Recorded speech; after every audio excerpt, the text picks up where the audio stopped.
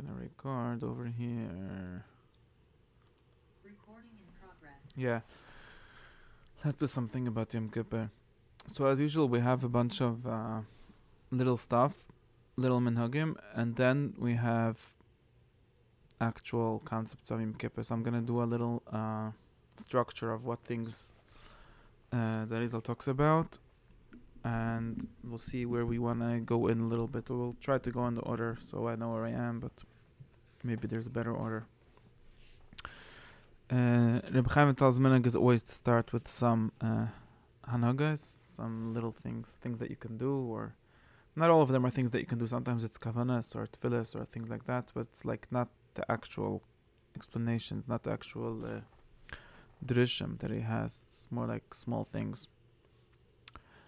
That's here. We have the inyan of kapuras, which we could talk about. We have something about kol nidra. That's one little piece, not a lot of things. We have something about putting on a talis at night. That's basically some little things about which kaput lechtelim to say and stuff like that.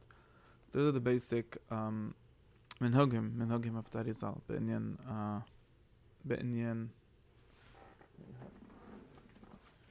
Yom Kippur.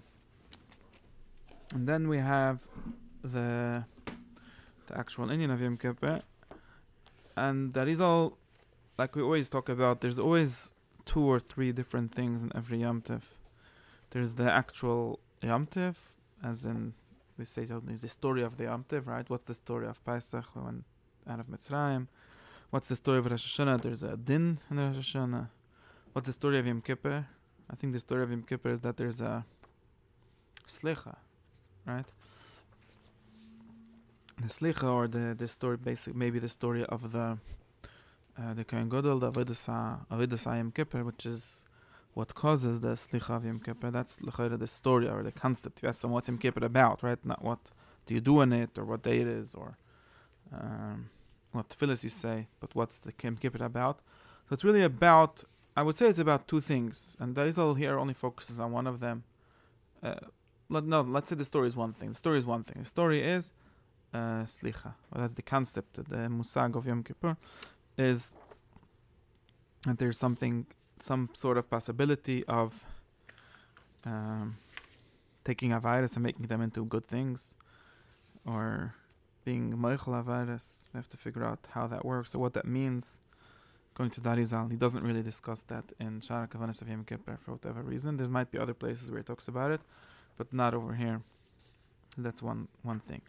Then there's 2 more things always we see in every Yom Tov, besides for the concept or maybe the time of when it is. There's also always mitzvahs. So each Yom Tov has different mitzvahs. At least most Yom Tov have mitzvahs. Like we have the mitzvah of shaking gelilev on Sukkot, mitzvah of eating matzah on Pesach, mitzvah of blowing shofar on Hashanah. And usually at every Yom Tov there's like one mitzvah that's the most, like the central, important mitzvah of that Yom Tov. Like Rosh Hashanah, the mitzvah of Rosh Hashanah is Yom Tov, we blow shofar on Rosh Hashanah. So on Rosh Hashanah, Rizal is going to have these 2 things. We saw there's the concept of Rosh Hashanah, and then there's the mitzvah of blowing shofar. And then in Yom Kippur we have also a mitzvah, which is the mitzvah. What's the mitzvah of Yom Kippur? The mitzvah of Yom Kippur is the fasting. So if Rosh Hashanah we blow shofar, Yom Kippur we fast, and Sukkot we live sit in a sukkah and we do Daled Minim. Those are 2 mitzvahs. But Yom Kippur has one mitzvah, which is fasting Yom Kippur. It's also something you do, like every mitzvah is something that you do. But we would have to understand what is the concept of fasting in Yom Kippur. And what's the kavanah of that? What's the idea of that? Then, just like everything else, we have the 3rd thing, which is tefillas. There's a lot of different tefillas on Yom Kippur. There's neschos tefillah. There's, just to clarify, there's one thing which is interesting on Yom Kippur, although it's not really only on Yom Kippur, it's bechlal about Tanaisim. But in the Mass, in our Seder, and how we do things, there's the only time of the year where we have 5 tefillas in a day. So there's already some very big chiddush in the tefillah of Yom Kippur, where there's 5 tefillot instead of 3 tefillot on the weekday, 4 on Shabbos with Musaf. There's also Ne'ilah. So we have to talk about the concept of 5 tefillas and what they mean and what we connect to. And then there's Bechlal, all the different Eschais Tefillah that we say. There's a lot of vidui that we have to understand, which probably connects to the previous one of the stories of Slicha, which would, if we would understand that, we would know the kavanas of the vidui and things like that. There's the Avodas Beis Hamikdash that we say in the Seder Avodah and Musaf, which again the kavanas of that probably relate to the kavana of the Avodas Hamikdash, the Avodas of Yom Kippur, Sir Lazuzal, and things like that. And now, one more thing is important to understand for that Zalman. This is just me giving overall structure. We'll get into some more detailed things. The Zalman every Shabbos and every Yom Tov and every day has something called Seder Aliyas Tfilas. So the Zalman understands, and this is, I think, an important thing, especially Yom Kippur. It plays an important role, which is that the Arizal understands Tefillah, at least one of his understandings of Tefillah, or one of the things going on in Tefillah. And Yom Kippur is a day full of Tefillah. It's like we said, we have 5 Tefillahs. We mostly just do Tefillah all day. I mean, besides for fasting, which is not really something you do. It's something you do, but you don't have to do anything.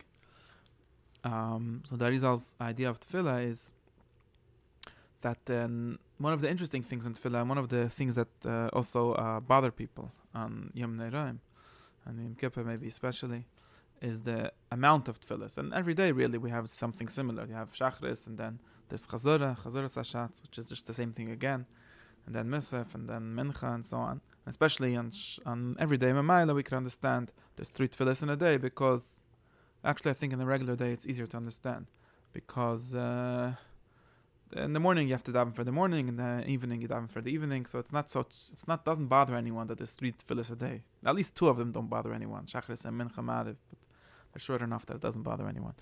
So, but there's 3 different distinct periods of the day, right? For the morning you need one kind of tefillah, for the afternoon you need a different kind of tefillah, for the night you need a different kind of tefillah, so it makes sense that there should be 3 different kind of tefillahs.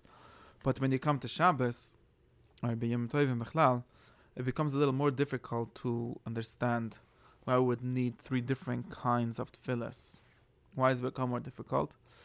Because tefillahs of Shabbos and Yom Tov are not tefillahs bakasha. We don't say any requests in our tefillahs on Shabbos and Yom Tov. So the Bracha Mitzvos of Shabbos is just talking about Shabbos, talking about Yom Tov, whatever it is.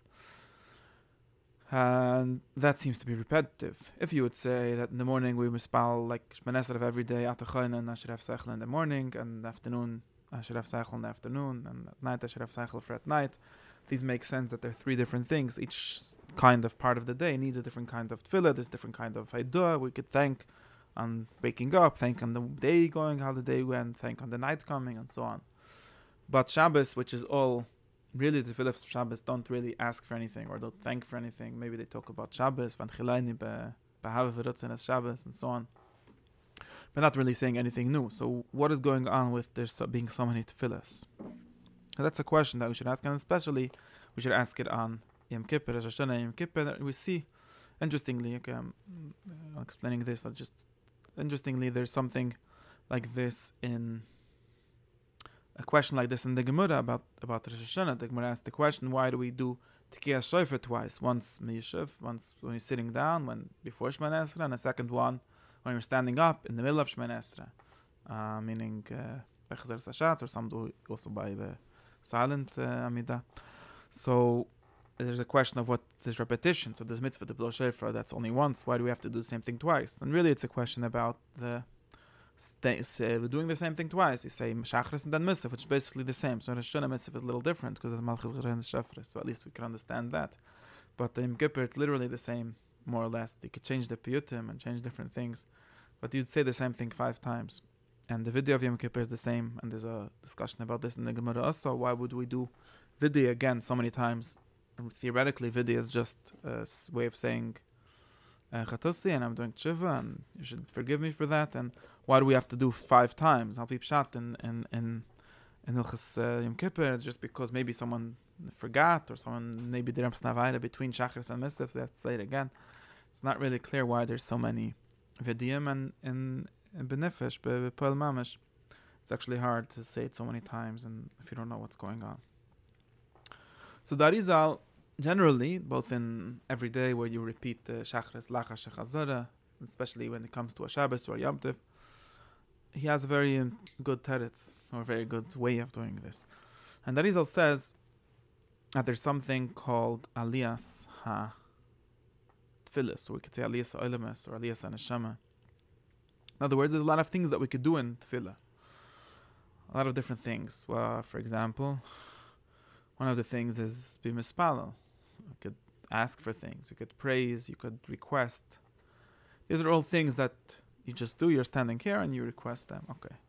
And there's more inner things, more internal things that we could do in tefillah. We could talk about tefillah as being ma'arer feelings, right? We could say when you praise and when you say psik de zimra, you're really arousing your heart. You're really waking up your mind to see the beauty of the creation, to see the beauty of God. When you say Kriyas Shema, you're being makabel el malchus shemaim. You're explaining yourself, or you're reminding yourself, or you're bringing your mind into a state of Achtas Hashem, and so on. And the Arizal decided, and based on Zohar and things like that, that there's something maybe more internal than all of this, and maybe higher than all of this, or maybe deeper than all of this, which is that tefillah is a way to do Aliyas Neshama. So if you learn earlier Mekabolim, like for Pirkei HaCholos, for example, you see that there's such a avodah, such a practice of taking your soul and being nichnas lepardes, what the Gemara calls nichnas lepardes. And Rashi says it means you say Hashem and you go into the heaven, you fly into heaven. And the Rebbeinu Chananel says it doesn't literally mean you fly into heaven, it means you imagine as if you're flying into heaven. So it's ba'avanta de liba, the Gemara says mas merkava is ba'avanta de liba tali. It's tuli happens inside of a person's heart. Avanta de liba means, I'm not sure what avanta exactly means, in the understanding of your heart or in the seeing of your heart. So you do at least an imaginative journey, at least an imaginative visual, maybe visual or maybe emotional, maybe mental.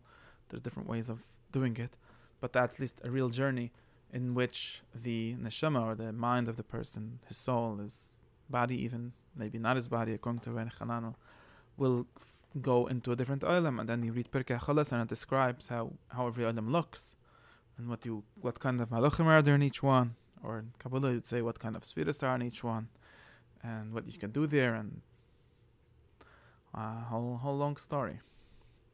So now the Arizal, both in Beprate Bechlal, in very lot of different levels, he said that at least one of the kavanas of tefillah is to do this.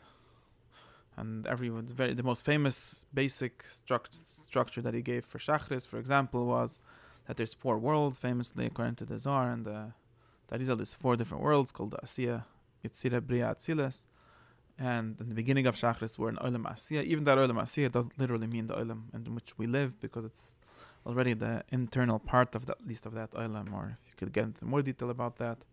And that's Karbonas. And then Sikta Zemra, you need to go to Olam HaYetzira.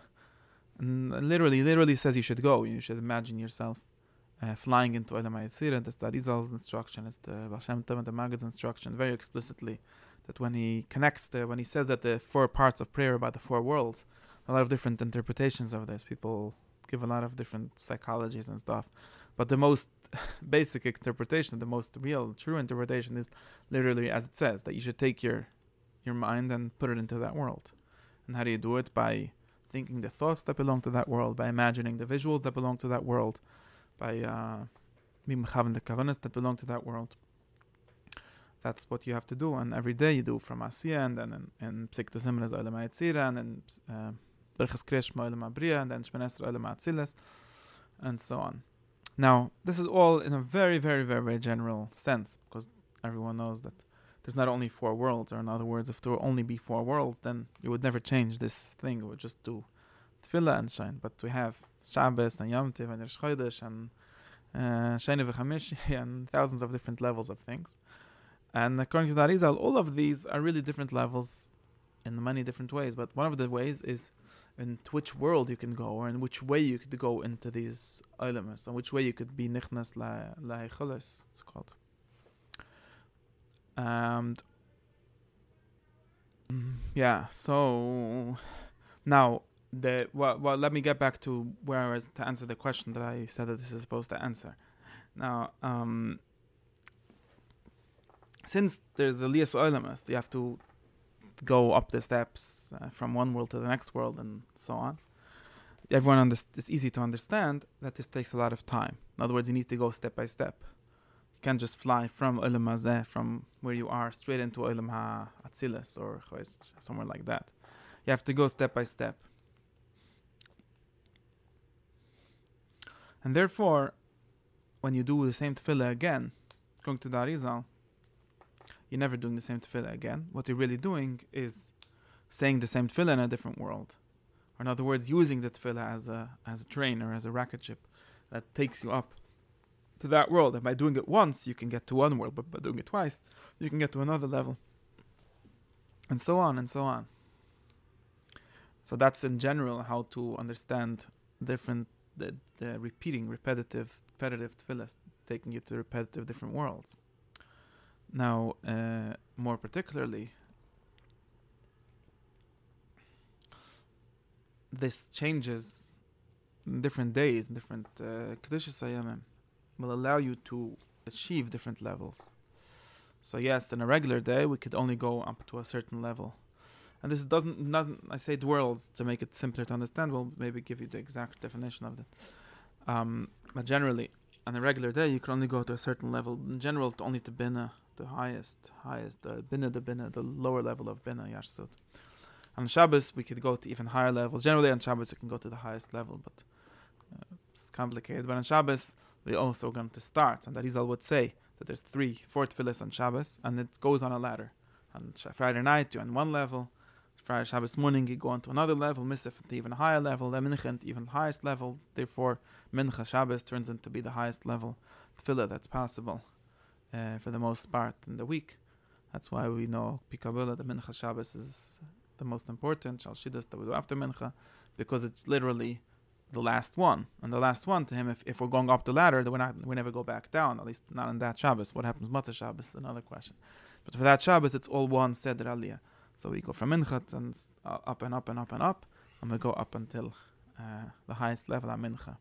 And the same thing happens every Yom Tov, in a different way, slightly than Shabbos. You have Aliyahs from Mincha to Mincha, basically, from Ma'ariv to Mincha, right?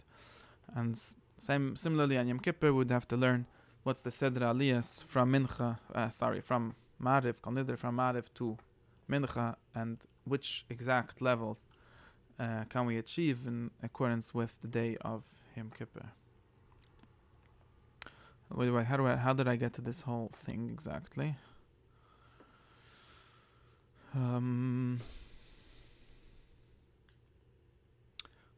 I forgot where I was that I started to talk about this.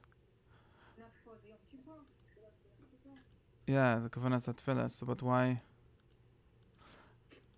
So this is general Kavanas Atfilas.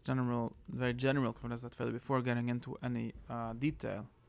And maybe also something that has to do with what the day is about in general. That's really what I want to get. So I'll say it in the most general way. Maybe we'll get into more detail. Just like we see, one of the interesting things on Yom Kippur is that we have five tefillahs, which is one more than every other day at least. And since every tefillah can push us up another level, so 5 tefillahs should be able to get us to a very high level.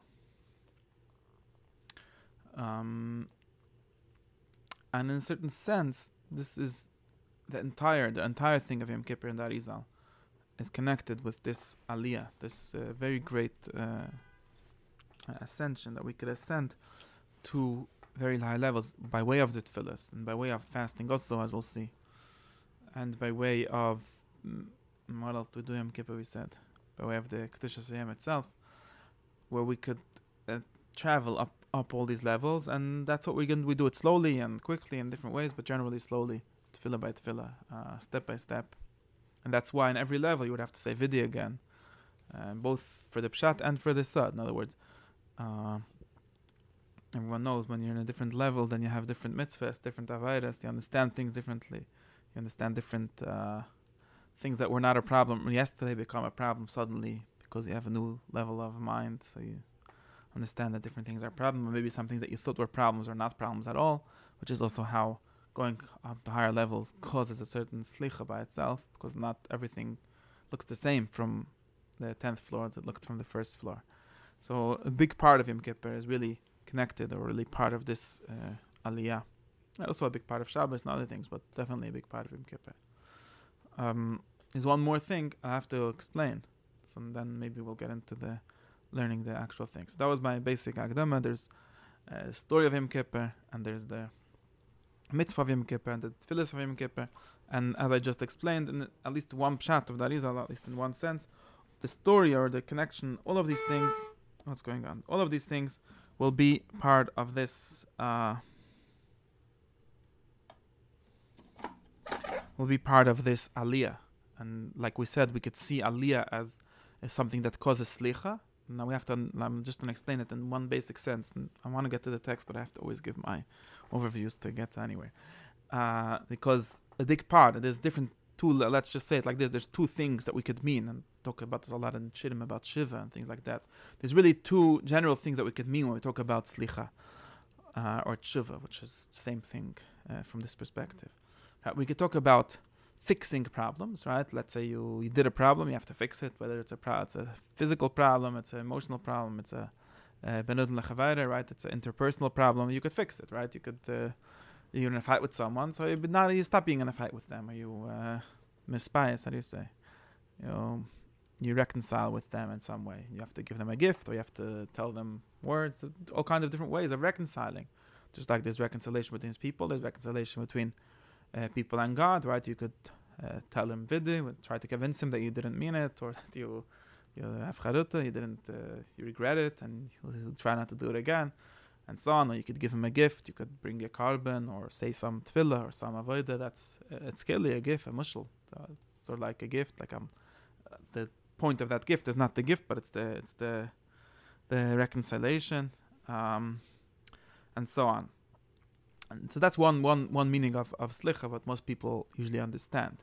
But really, in depth, there's another meaning of slicha. And if we think of the mushal, of the idea of a person reconciling, you could really see it as, let's say, two people that don't have a relationship at all, and they meet each other and they have a relationship, they create a relationship. Or let's say, people that do have some sort of relationship, and then they decided to take the relationship to another step, to make it a deeper relationship, to make it a better relationship, and so on. Not necessarily that something was wrong, but even if something would have been wrong, it's going to be erased, deleted, just by virtue of becoming a different level of relationship, right? So that's why I think that's what Chazal say, that very interesting. Everyone knows, for example, that a chassan has mechilas avaynus, and in the same place where it says a chassan has mechilas avaynus, it says anyone that's legdula. If you attain a new position, then you have mechilas avaynus. Someone becomes a rebbe or a ruv or a shiva or a leader, any kind of position you attain, just by virtue of attaining that position, you're meichel olav zavayrus. That's what it says in the Gemara. And the way to understand it is that in the spiritual level, right? But it also happens when you attain a new level, both in B'tzias, and when you get a new position or something, you should at least. And if you're doing it right, it happens. Correspondingly to that, you have a new level of understanding, you have a new level of moichen. And having a new level automatically deletes not by going into the Avaida and deleting it, but deletes by putting you in a different space, where in that space all the previous infractions, all the previous problems don't really exist, or they have a new way of being in that level. And that's one of the ways, or one of the important ways, that we do mechilas avaynus Yom Kippur. Like the Kohen Gadol goes in the Kodesh HaKadoshim, and what's the point of that? The point is that in the Kodesh HaKadoshim, things look very differently than they look in a regular weekday. And of course, in some sense, things could look worse also. You have to remember this. That's why we say vidi. And there's something in Kabbalah Sfarim, and Sfarim that talk about how to do aliyas, how to do leis neshama for real. They very often talk about chet, very often talk about vidi. Because whenever you're going to go, if you're going to actually do this and you're going to go into a different olam, you're going to, like I said, some things that you thought were big problems or big chatoim will not seem to be chatoim at all. And some things that you thought were normal will seem as huge problems suddenly. And what you have to do is, in every aliyah, in every madrag, you have to say vidi. That you have to do tshuva, basically. You have to say, okay, I didn't know that. I'm sorry. And now I will know better. And that's also a real vidi, because you really didn't know. You really didn't know before, and now you really know better. And therefore, when the Kohen Gadol goes in the Kodesh Kodeshim and Bichlal, not Mamish, but he says Vidya and all of these things. And the Vidya is saying it's a Yom Kippur Vidya. It's not Vidya as this is the time where you remind yourself all your Chatoim. It's Vidya in the sense that since today is Yom Kippur, since I'm in the Kodesh Kodeshim, since I see things in an entirely new light, so suddenly I understand how this is wrong, or I understand that this is wrong, which I wouldn't have understood. And in the same way, the same exact point, the same exact movement of being in an entirely different space, in a more elevated space, also means that the whole discussion of should I do right, should I do wrong, should I be right, should I do wrong, which exists in a lower space, doesn't actually exist in that space. Now, of course, you could lose this. Maybe when you go out of it, you lose it, and therefore you have to have a whole figure out, a whole Yom Tov, but say some Kodesh, how to, if it stays and to what extent it stays after Yom Kippur, is another big discussion that's not for us right now. The Yirida after the Aliyah is also a big part of the whole ladder. You have to figure out how to go down the ladder and so on. But that's the first thing. So therefore, we could see the main story of Yom Kippur, the most important story of Yom Kippur as the Aliyah, which causes the Slicha, and therefore which also causes and I'll get to the Tanis in a minute, but that's also the Sederat Tfilis, which we have 5 Tfilis, which means that by Ne'ilah we get up to the highest level that's possible for the whole year. And technically in Kabbalah we could figure out how exactly it's the highest. I just mentioned that Shabbos maybe is the highest, but Akupunim, in Rila Master, we get to the highest level of a whole year, at least in some sense. And because it's a 5th filler, right? You don't do 5 Shmonesters, 5 fillers in one day. And that itself causes B'chlal a huge aliyah, and that's also causes Slicha. Now, how does this connect to Tanis? In general, that Arizal explains that Tanis literally means a certain aliyah. And the way he says it, now maybe I'll get into this in more detail, I just want to connect it to this general idea, is that when you eat, so eating is a certain shefa, and eating could be a mushal for any kind of shefa or for any kind of meichin also, but just eating in a physical sense is a certain shefa, you're taking in a certain nourishment from the food, from the things that you eat and you drink, and the other 5 inim. And from that you live, from that you grow, from that you receive nourishment. Now, where a person receives his nourishment there can be a lot of different places or a lot of different ways you can receive nourishment from the food that you eat. And you could also receive nourishment from what can be considered a higher place. And there might be a biological explanation for this also, but that would still be part of the body. But one of the things that the Zohar and the Kabbalim talked about fasting was that they said that when you fast, so how do you live? So they understood that when you fast, you actually live directly from where your soul lives. So there's like the neshama and a guf, and the guf lives off, how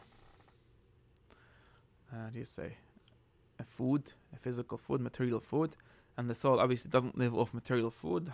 How it lives off the physical food is a question that Arizal worries about, but somehow it does. But obviously it doesn't originally need food. Obviously the neshama, when it's not an olam, it doesn't live off food.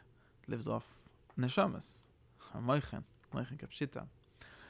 And Yom Kippur, or B'chlal, when we fast, what we're trying to do is to cause our body actually, to live not off what he lives usually off, which is food or bodily food, but to live off the neshama's food. So, what's the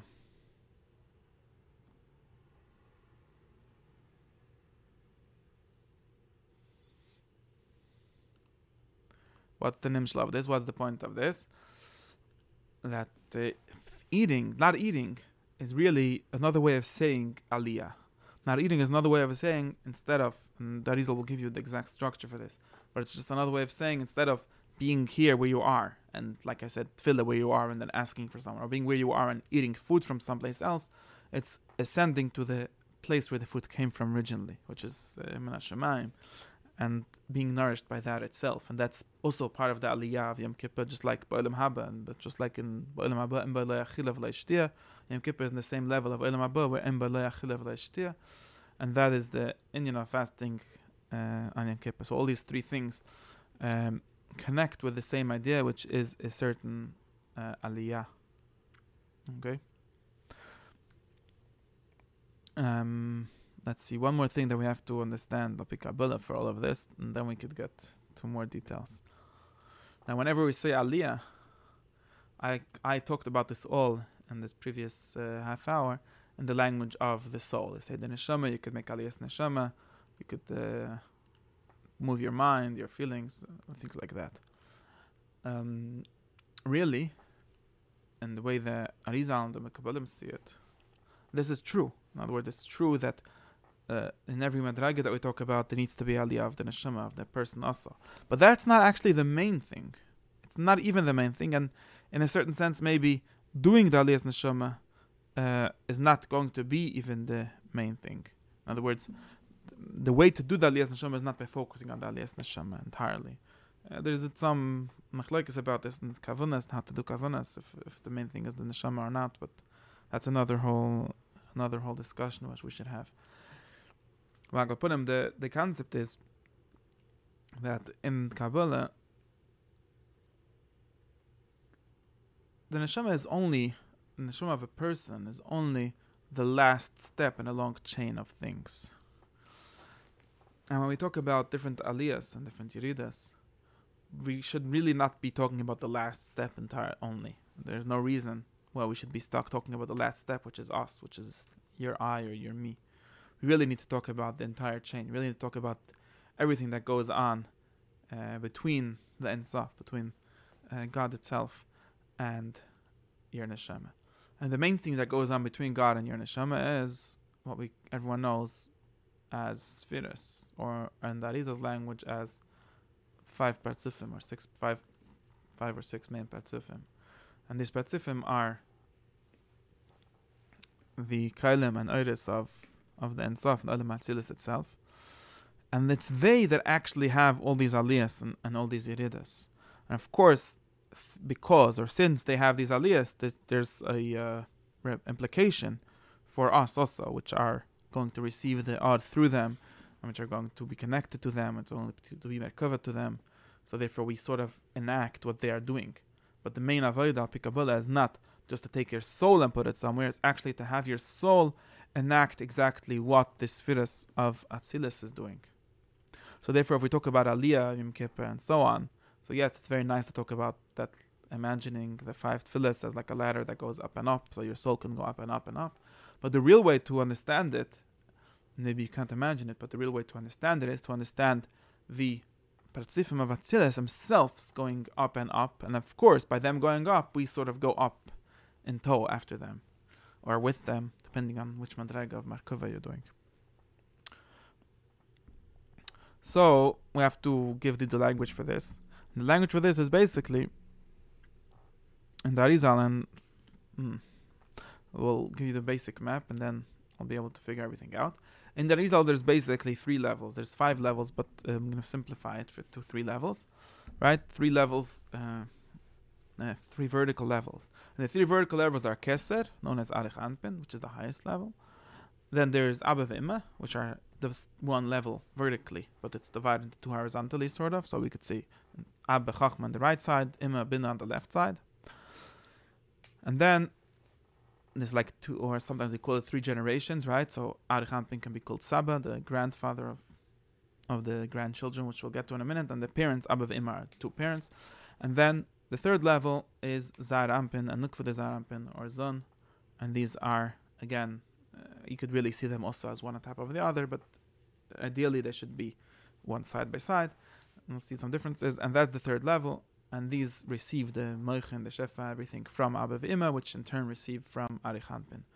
So these are the 3 levels, Shahem, 5, right? Because 4 of them at least are 5, and of course Arich Anpin also has another one, which is Atik. I'm not getting into all of the details, but this is the basic map of the world that Arizal have. In other words, the map of Olam Atzilis itself. Now, we could try to remember the whole story of Rosh Hashanah, which really connects to this, but let's try to skip for a second to the story of Rosh Hashanah and the Nesira and everything, and try to focus just on what's relevant to the Aliyah of Yom Kippur, because it's not entirely relevant to that story. Although it's a connection, but I just don't want it to everything at once. So when we talk about Aliyah, generally, when we talk about the Aliyah and Yerida, what we talk about is the Zon, in other words, which is our world, in other words, us, our souls, always relate to the Zerampen and the Nuk for the Zerampen. Generally, we could sort of say, and this is the way that Isel says it over here, which causes a whole huge controversy in the Mefarshim, but the way that Isel says it in the Rish of Yom Kippur is that male souls, or Zechurim, are going to relate to the Zah, to the Tiferes, and female souls, or Nekeves, are going to relate to the Nuk, or the Shechina, to the Malchus. And of course, that's how people generally understand it often. And that's the two main, and therefore when we talk about the Zah and the Nuk going up and down, or receiving different levels of Moichin, it's going to always cause the male and female people and Olam Hazeh to receive this kind of different Moichin and to be able to be Oila with them and so on. So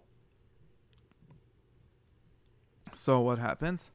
So what happens is we could talk really about so we have to talk now. The one important thing is that we do have to see it as these three levels, these three main partners, three main players in the whole drama of Tarkis Verizal, generally in Frat, in the level of Kavanas and all of this, are going to be these three levels, which are really just put them in the lower two levels that I told you, which are the Zah, the Nuk, and Imayla. So in other words, generally we have the Zah in the middle, it's the sixth Firas or the Zer Ampin, and he receives Moichin or Shefa, whatever it is, from Imma, from Bina, and of course also from Abba, but mainly from Imma. It doesn't so much relevant this detail, and gives this Moichin to the Nuk Zah, which is the Shechina. Okay, just like a male person, which receives things from his parents and maybe from his father also, but through his mother at least, and then will give it to his wife. So that's the digma, the mushal of Imma, Zah, and Nuk. Okay. Now in the Seder, in the order of this thing is where the whole story of Rosh Hashanah, Yom Kippur, and all the aliyahs happen. And just to get to the point of Yom Kippur, we would say that Yom Kippur, there's these two partzifim known as Zah and Nuk have aliyah. In other words, and mostly, the Rizal says mostly, I'm going to get to this inside, mostly the Nuk herself. So we learned in Rosh Hashanah Yom Kippur, we have to remember this, we learned that the whole point of Aseret Semet Shiva, of Rosh Hashanah, was really to create the Nuk. Because that has to do with B'riyas Ha'olam and the story of creating Chava and B'riyas Ha'olam. And creating the Shechina is the main avodah of Rosh Hashanah. That's called Kabbalas Al Malchus Shemayim. The Malchus has to be built. And where does she get built? From these two sources. Sometimes from the Zah, and in Rosh Hashanah, actually directly from Imma. So she gets created, built through the Imma Ilah. But on Yom Kippur, what we talk about is the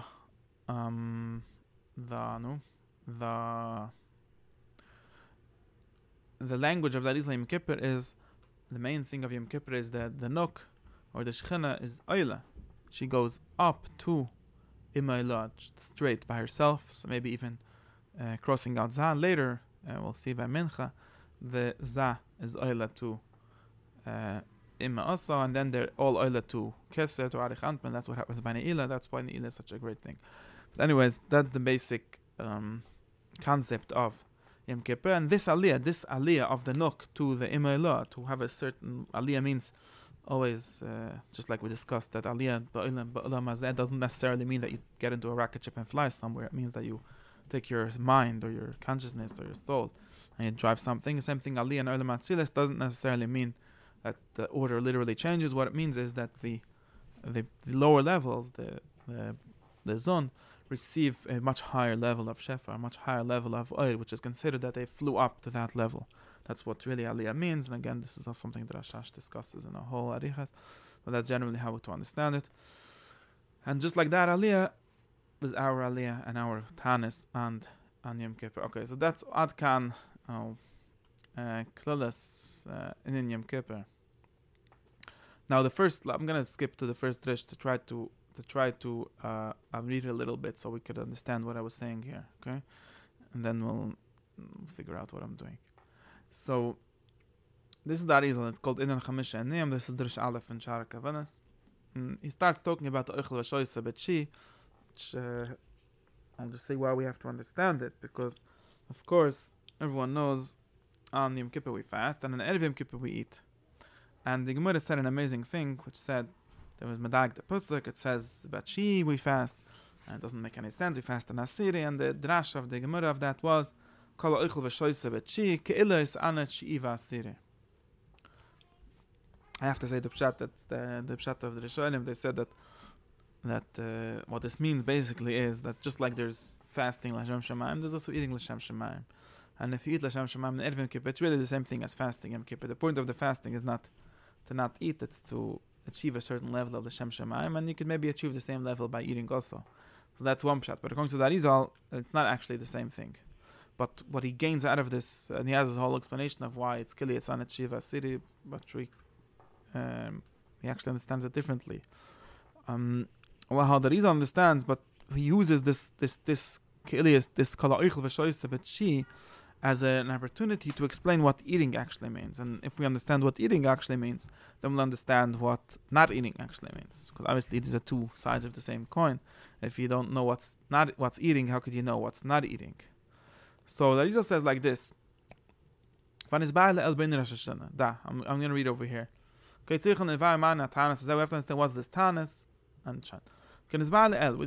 He quotes himself. He says, explained,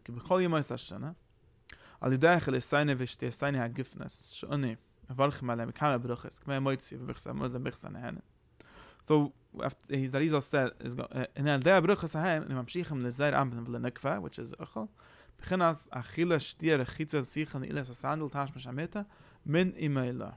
okay, so all year we eat, and not only eat, we also drink, and also the sikha, and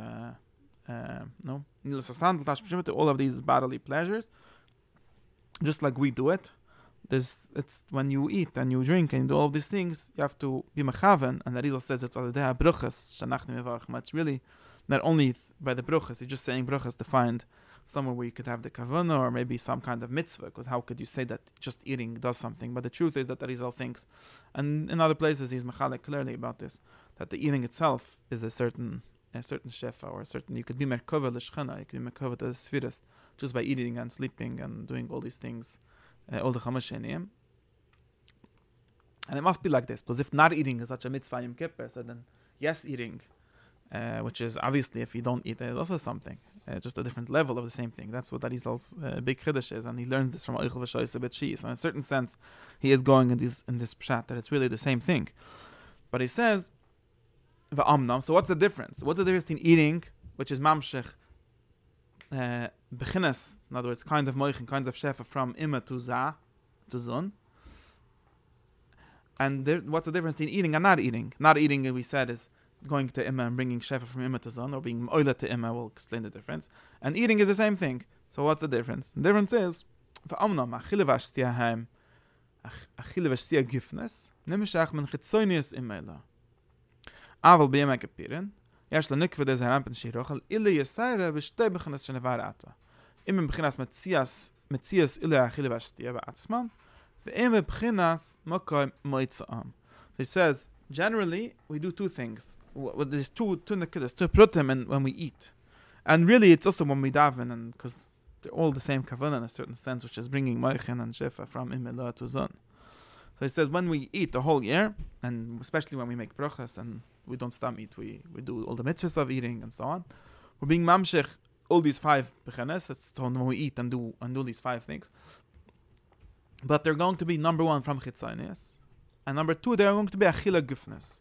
So just like, in other words, just like in your body, there's something called achila gufnes. You could eat literal bodily food, and you could also eat less bodily food, right? You could also eat food that actually comes from your soul itself, like these are going to quote the Zohar that says about tanis, that in the tanis you eat directly from your soul instead of going through the whole detour of the body and getting food. You could literally get food directly from the nefesh. That's the Zohar's understanding of fasting. And the same thing is in the kavanah of this. This is the beauty of the kisvari, where it's not pshat, just not like the whole year we eat in our body, and on Yom Kippur we don't eat, so we have a kavanah that's higher than the body. No, a whole year we eat from olam haba, because imma is just another way of saying olam haba. Everyone knows. A whole year we bring shefa from olam haba, from imma to zon. But a whole year it's shefa chitzoni. So the way it looks, it has an image, it has an existence, a bodily existence. And since it's a bodily kind of food, so obviously, where does it come from? It comes from the part of Imeilah, which corresponds to that. In other words, from the Chitzonius, from the outer part of Imeilah. Over there is these 5 things in a Chitzonius way, in a bodily. But on Yom Kippur, we do the same exact thing. But instead of doing the bodily eating instead of being mamshich the gufnis the gachile from Chitzonius Imeilah, we mamshich pnimius the gachile from pnimius Imeilah. So that's the whole story. And this achile pnimis that Rizal says is called tfilis. You'll see yourself that the 5 tfilis of Yom Kippur that Rizal says are really correspond to the 5 inuyim. So there's 5. In other words, they're not 5 inuyim. They're 5. One tefillah is like eating, one tefillah is like drinking, one tefillah is like sich, and so on. It doesn't literally do the correspondence, but that seems to be what he's trying to say. And by fasting and doing the avodah fasting and doing the tefillah of Yom Kippur, we're actually eating. But instead of eating achile chitzonius, we're eating achile pnimis. Okay, and now he goes on to explain it, connected to the tradition of Sira. I'm going to skip this part for a second. And he says, "V'kivan." Let me try to. I want to just read a few pieces to understand this and skip the different prutim that connect to different stories. Also sham an enemies parneses men imelo gifnim. Imma achila shtia v'achila gifnim chitzonise gebet. Chila avlin izonis v'namokem sh'imelo atzma mekabeles v'nizonis v'rechetz v'soch says. So now he gives you another. It's sort of technical, but it also gives you a concept of understanding. What does it mean to have achila pnimis from pnimius imelo? It says imelo herself gets shefa from somewhere. What does it mean from somewhere? We can understand ourselves. She gets from Kesser, from Arich, which is where Imeilah gets her shefa. And then she gives something, the lower part of that he always understands things like this, right? I receive from my source, from my mashpia, I receive something, and then I would take the best part of it, I take for myself, because that's what I could grasp. And then the lower part of it, or the part that I could give over to you, I give to the Talmidim, or to the next part. The same thing. Imeilah gets shefa moichin, kol dachila shtir, rechitza sicha, and from Arich, and then the chitzonis of that she gives to Zon and to Zayin and the Nuk. And Yom Kippur, instead of doing this, which would lead us to get the chilach chitzonis, the Zon, but mainly the Nuk, and then the Za also. The Nuk is oile to Imeilah herself, and she does the same exact thing that her mother does.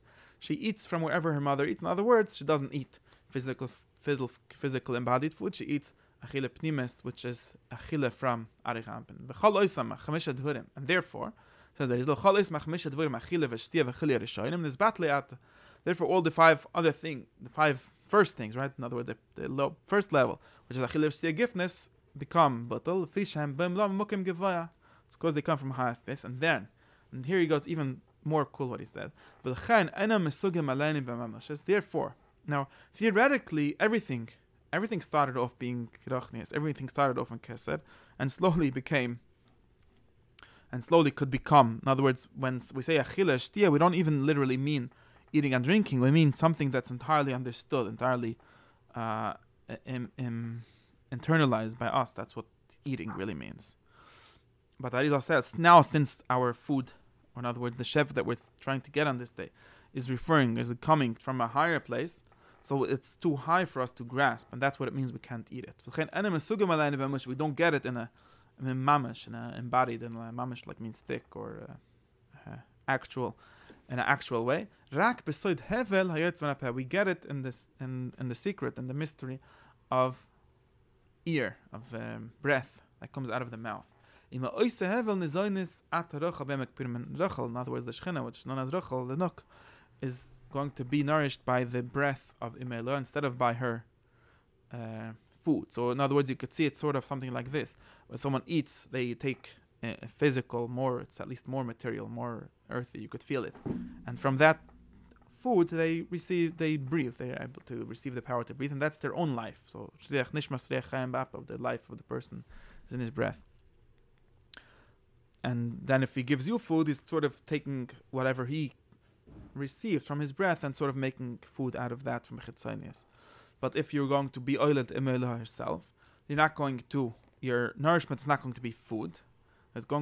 Although for herself, Legabe Imeilah Atzma, where there is food, that's what we have to understand. But Legabe, the Nuk, since it's too high for her to understand, to get this food, it's going to be beside Hevel, it's going to be just breath. And that's what she's going to be nourished from. Someone which is going to be able to be nourished from just breathing, from just words, or from just breath. And then it says, and therefore we have to fast. And why do we have to fast? Not because we're trying to hurt ourselves, but because these 5 levels, the chitzonistic levels of achila shtia is batli atav yom kippur. And what do we do instead of eating? And instead of chamesh aniyim? וכנגדם תקני 5 תפילס ביום הכיפורים, וכנגד 5 הדבורים אכילה שתייה, כי התפילס הם בסוד הבולים היוצא מן הפה. Therefore, we have 5 tefillas, which are these 5 avulim hayotzim min hapeh. And he says other things, and he says, v'nacht le'in rishon. כלדי 5 tefillas hanishin מספר, ביום הכיפורים נחשיך מעליה 5 בחינת אכילה שתייה, פנימי מפנימיוס אימא, בסוד 5 koiles יוצא מן הפה, היוצא הד. Well, now there's 5, and we could call these 5 koiles. Remember that in Masechtas Brachos there were 5 koiles of the wedding has 5 koiles. Anyways, 5 koiles can be called these 5 tefillas. Misham b'cheles hamalchus, these 5 b'chenes.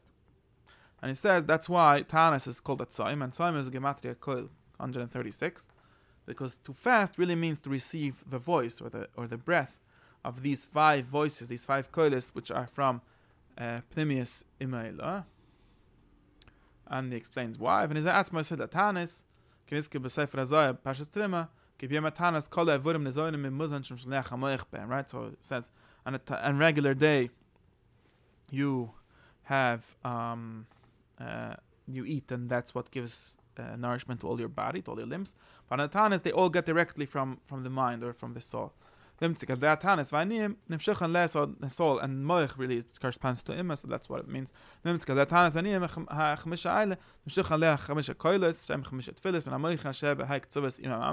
here then he says a remes. I'm going to finish with this remes. He says that's what the pasuk means.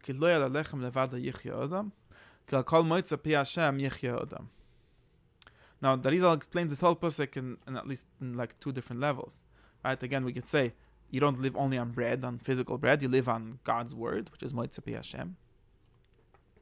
But then you could be an Arizal and say, wait, lechem is also Dvar Hashem, because lechem is the matter 3 times the Shem Havai. And everyone that ever learned Kavanas Achila, Kavanas Moitza Lechem and Uretz knows that lechem gufni, what we call lechem gufni here, right? The Chitzoynis Imeila is called 3 Havais. And you don't live only on that, you live also on Moitza Pi Hashem, which is the Hevel, the breath, literally Moitza Pi Hashem, the breath of the mouth of God, which is the living in. So in other words, even the whole year, when we're eating the Chitzonius Emila, when we're being Nehene from the Chamesh Yaniyim, the Chitzonius, from the Chamesh kind Naniyim, right, the Chamesh Tanegim, Achila Shtia, and so on, when there's Lechem, which is three, how do you call it?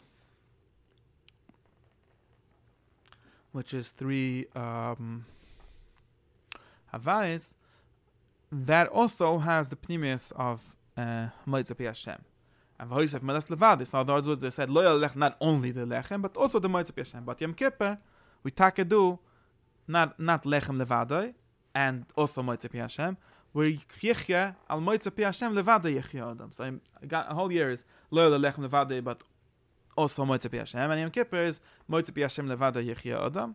And that's also a remez that he says Moitza is the same letters as Tzoyma. So Tzoyma, we just saw before, Tzoyma is coil, so that's the Moitza Pi Hashem, that makes noise, that makes breath and voice. And this is the same thing, Al Moitza Pi Hashem, Al Tzoyma Pi Hashem, on the voice.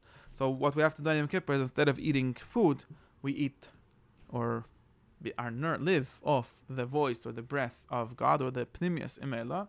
And not only us, the Shechina herself lives off the Pnimius Imela, and we enact her fasting or her receiving from the Pnimius Imela.